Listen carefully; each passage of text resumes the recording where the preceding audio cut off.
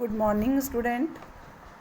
Class 11th में accounts में हमारा जर्नल एंट्री ट्रांजेक्शन्स चल रहे थे कि लेन देनों का ट्रांजेक्शन जर्नल एंट्रीज में जर्नल में कैसे करते हैं। आज हम उसमें कुछ और टॉपिक्स डिस्कस करने जा रहे हैं।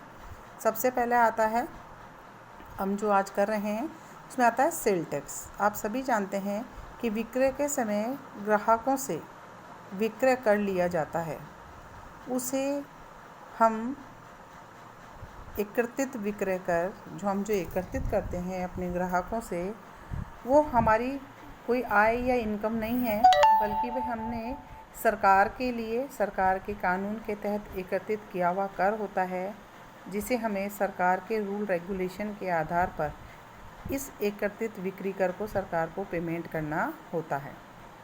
जो सरकार की तिथियां होती है उस डेट पर हमें उसे पेमेंट भी करना होता है। तो जब हम विक्रय करते हैं तो हमें विक्रय कर प्राप्त होता है। तो विक्रय कर प्राप्त होता है तो हम एंट्री क्या करेंगे? जब हम राम को माल बेचेंगे या किसी को नगद माल बेचेंगे तो हमारे पास कैश आता है, तो हम अकाउंट में एंट्री करेंगे कैश अकाउंट दिया। अब आता है, डिपेंड करता है कि हमारे पास कैश कितना आया। मान लीजिए हमारे पास हमने 1000 रुपये का माल बेचा और उस पर हमें 10% यानी कि 100 रुपये हमारे पास सेल टैक्स के भी आए, तो हमारे पास टोटल कैश कितना आया? 1100 रुपये। तो जो चीज़ आती है उसे हम क्या करते हैं? डेबिट करते हैं। तो कैश अकाउंट DR कितने रुपए से हो रहा है? 1100 रुपये से।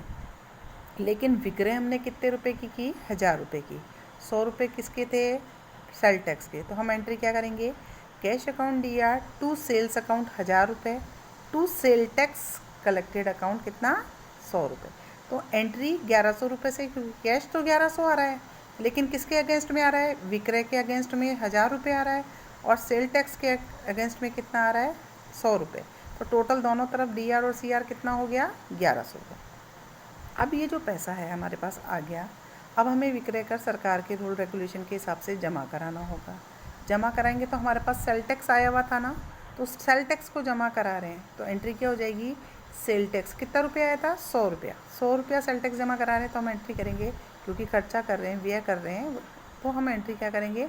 Cell tax account DR to cash account, क्योंकि कैश जा रहा है हमारे पास से, तो 100 रुपया चला जाता है। यदि बिक्री कर की राशि सरकारी कोष में जमा नहीं कराई जा रही है और हमारे पास बची हुई रह रही है और व्यापार में ये उपस्थित है, तो ये क्या है? एक रिप्रेजेंटेटिव व्यक्तिगत खाता है, यानी सरकार का ये जो पैसा है वो सरकार को रिप्रेजेंट कर रहा है, तो इसको हम एक लाइबिलिटी है जो आने वाले समय में सरकार को चुकानी है, तो उसको हम क्या करेंगे? बैलेंस शीट में ले जाकर दायित्व पक्ष की ओर से कलेक्टेड सेल टैक्स के रूप में दिखा देंगे। ठीक है, तो सेल टैक्स है, उसकी एंट्री मैंने आपको बताई। विक्रय करते समय आपके पास आता है तो cash account DR to sale tax account कर देते हैं सेल्स के साथ में, और जमा कराते हैं तो sale tax account DR to cash account कर देते हैं। नेक्स्ट पढ़ने जा रहे हैं हम interest on capital. Interest on capital क्या होता है? जब स्वामी द्वारा व्यवसाय में कोई अतिरिक्त पूंजी लगाई जाती है, जब व्यवसाय की मांग होती है तो व्यवसाय द्वारा स्वामी को उस लगाई गई पूंजी पर इंटरेस्ट दिया जाता है। तो चूँकि व्यापार ये ब्याज दे रहा है तो उसके लिए क्या है? एक खर्चा है, तो खर्चा हमारा नॉमिनल अकाउंट होता है, तो नॉमिनल अकाउंट हमेशा क्या होता है खर्चे के रूप में? DR होता है। तो हम एंट्री क्या करेंगे? Interest on capital account DR। दे किसको रहे हो? स्वामी को। स्वामी का मतलब क्या होता है? कैपिटल। ऑनर का नाम तो लिखते नहीं है, तो मगर ऑनर्स कैपिटल अकाउंट, तो हम एंट्री क्या करेंगे? Interest on capital account DR to owner's capital account. ठीक है, एक और ट्रांजेक्शन मैं आपको समझाने जा रही हूँ, आप ध्यानपूर्वक देखें। जब हमारा माल आग से नष्ट होता है तो हम एंट्री करते थे loss by fire account DR to purchase account, ये करते थे। लेकिन जब हमने उस माल का बीमा कराया हुआ होता है तो हमें क्या करते हैं? बीमा कंपनी से पैसा प्राप्त होता है। ठीक है, तो इस कंडीशन में हम एंट्री क्या कर देंगे? Insurance company account DR to purchase account कर देंगे। अब क्या होता है? इंश्योरेंस कंपनी से हमने पैसा प्राप्त करेंगे, तो या तो पूरा पैसा मिलता है, पूरा पैसा मिलेंगे तो cash account DR to insurance company कर देंगे। लेकिन कई बार क्या होता है, जैसे 1 लाख का माल आपका जल के नष्ट हुआ, उसका 80% पैसा ही दावा के रूप में स्वीकार किया गया, तो 80% यानी 80,000 रुपये आया। तो कैश तो 80,000 आया, बाकी क्या हो गया, 20,000 का नुकसान हो गया। नुकसान को हम क्या करते हैं, डेबिट करते हैं। तो हम एंट्री कर देते हैं ऐसी कंडीशन के अंदर जब आंशिक रूप से हमें पेमेंट प्राप्त होता है। तो जितना कैश आए तो कैश अकाउंट दिया, जैसे 80,000 रुपये मिला, 20,000 का नुकसान हुआ तो प्रॉफिट एंड लॉस अकाउंट क्या कर देते हैं, DR कर देते हैं। और किससे मिल रहा है, देने वाला कौन है, टू इंश्योरेंस कंपनी, तो इंश्योरेंस कंपनी को CR कर देते हैं। नेक्स्ट जो हम पढ़ने जा रहे हैं वो हमारा है डेप्रीशिएशन के बारे में पढ़ने जा रहे हैं। डेप्रीशिएशन क्या होता है, आप एक शब्द भी आज नया समझेंगे।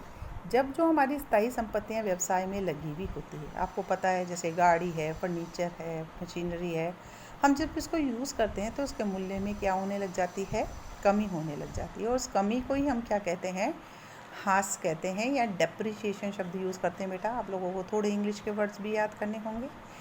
चूँकि ये एक नुकसान है तो ये इस पर नॉमिनल अकाउंट यानी नाम मात्र का खाता है। हानि है, नगद भुगतान नहीं किया जाता है, लेकिन हमारी एसेट्स में क्या होती है, कमी होती है। तो नॉमिनल अकाउंट में जो भी हानि है उसको हम डेबिट करते हैं। तो डेप्रीशिएशन अकाउंट दिया टू फिक्स असेट्स। मान लो आपका डेप्रीशिएशन प्लांट पे है तो आप प्लांट अकाउंट कर देंगे, मशीनरी पे होगा तो मशीन कर देंगे, कार पे होगा तो टू कार कर देंगे, और किसी चीज़ पर है, बिल्डिंग पे है तो बिल्डिंग कर देंगे। तो संबंधित संपत्ति को क्रेडिट कर देते हैं, ठीक है। और इसे स्थिति विवरण यानी बैलेंस शीट के अंदर संपत्ति, जैसे मान लीजिए फर्नीचर 1 लाख का था, डेप्रीशिएशन 10% हुआ, तो आप इस डेप्रीशिएशन की अमाउंट को क्या करेंगे, संपत्ति खाते में से घटा देंगे, यानी 1 लाख में से माइनस डेप्रीशिएशन करके 10,000 घटा। ये चीज़ें आगे सिखाई जाएगी कि आपको क्या करना है स्थिति विवरण में। आप एंट्री ध्यान रखें, depreciation account DR to fix assets account. Fix asset में उस संबंधित फिक्स असेट का नाम आएगा, ठीक है। पूंजी पर ब्याज मैंने अभी आपको बताया था, interest on capital account DR to capital account, ठीक है। नेक्स्ट आता है इंटरेस्ट ऑन ड्राइंग, आहरण पर ब्याज। आहरण पर ब्याज क्या होता है, देखिए जिस प्रकार एक्स्ट्रा पूंजी अगर कोई लगाता है मालिक तो हम व्यवसाय उसे ब्याज देता है, ठीक है, जो उसके लिए हानि होती है। लेकिन कभी कभी स्वामी अपने काम के लिए व्यापार से पैसा निकालता है, आहरण करता है, जिसे हम बोलते हैं ड्राइंग्स, DRAWING बोलते हैं ड्राइंग। ड्राइंग चित्रकला वाला नहीं है, यहाँ ड्राइंग्स बोलते हैं इसको। तो जब ये आहरण करता है तो जब से पैसे लगाता है तो ब्याज लेता है, तो पैसे निकालेगा तो व्यवसाय उससे क्या करता है, ब्याज वसूलता भी है। तो ये एक प्रकार से ये बिजनेस की क्या होती है, इनकम होती है, आय। तो कौन सा खाता इफेक्ट हुआ, नॉमिनल अकाउंट। आय है तो आय हमेशा क्या होती है, CR। तो इंटरेस्ट ऑन ड्राइंग्स हमेशा क्या होता है, CR। तो आप एंट्री क्या करेंगे, किस में से पैसा लोगे, व्यापारी की कैपिटल में से तो लोगे। जब ब्याज दिया था तो कैपिटल अकाउंट को हमने CR किया था, अब ब्याज लेंगे तो कैपिटल अकाउंट क्या होगा, कम होगा। तो एंट्री क्या हो जाएगी, कैपिटल अकाउंट या drawings account DR to interest on drawings. एक चीज़ और है मोस्ट इम्पॉर्टेंट, वो है आयकर का भुगतान करना। आयकर क्या होता है, जो भी बिजनेस है, एकल स्वामित्व हो चाहे साझेदारी हो, व्यवसाय द्वारा जो कमाया जाता है, आय होती है, तो उसको इनकम टैक्स देना पड़ता है। तो इनकम टैक्स जो होता है वो व्यापारी जब देता है तो वो उसका पर्सनल खर्चा होता है। किसका खर्चा होता है, पर्सनल खर्चा होता है। तो जब पर्सनल खर्चा चुकाता है तो इनकम टैक्स पेड करता है, तो आप हमेशा आयकर जहाँ आएगा तो वो उसका पर्सनल खर्चा यानी निजी खर्चा, और निजी खर्चे को हम क्या बोलते हैं, ड्राइंग्स बोलते हैं। तो जब भी इनकम टैक्स शब्द आता है तो ड्राइंग्स अकाउंट को DR करेंगे, क्या करेंगे, ड्राइंग्स अकाउंट DR। कैश में भुगतान होता है इनकम टैक्स तो टू कैश, चेक से होता है तो बैंक टू बैंक, ठीक है बेटा। इस तरीके से आपको ये एंट्रीज करनी होती है। नेक्स्ट एक मोस्ट इम्पॉर्टेंट पार्ट और है हमारे अकाउंट्स में, कहते हैं कि संयंत्र लगाना हो या भवन निर्माण करना हो या कोई भी फिक्स एसेट्स हम खरीद कर लेकर आते हैं, तो सबसे पहले हम संयंत्र लगाने या भवन निर्माण की बात करते हैं। संयंत्र भवन दोनों ही हमारी स्थायी संपत्तियाँ होती है।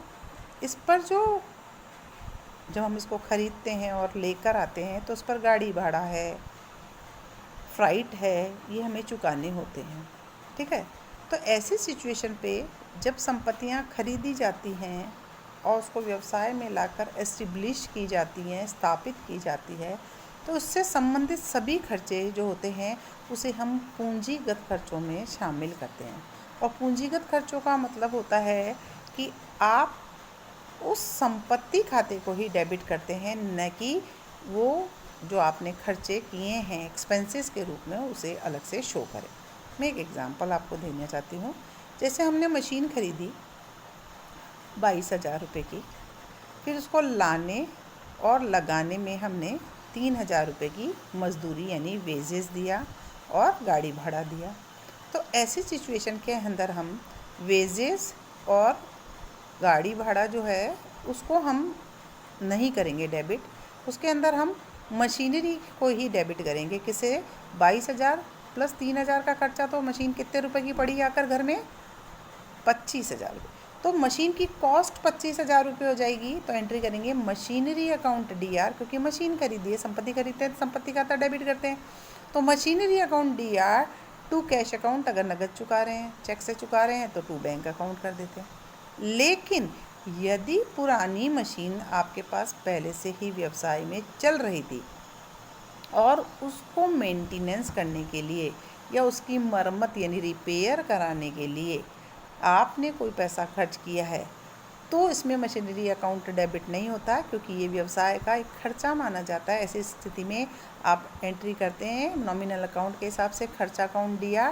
तो रिपेयर करा रहे हो तो रिपेयर अकाउंट DR, आप अगर मेंटेनेंस करा रहे हैं तो maintenance account DR to cash account, क्योंकि नगद में चुका रहे होते हैं। ठीक है, तो आप ध्यान रखें, जब नई मशीन या नई संपत्ति खरीदते हैं और उस टाइम अगर आप उसको लाने और उसको लगाने में कोई खर्चा करते हैं, तो खर्चा खाता डेबिट न करके आप संपत्ति खाते को ही डेबिट करेंगे जोड़कर। ठीक है, और टू कैश करेंगे या टू बैंक करेंगे अगर चेक से दिया है।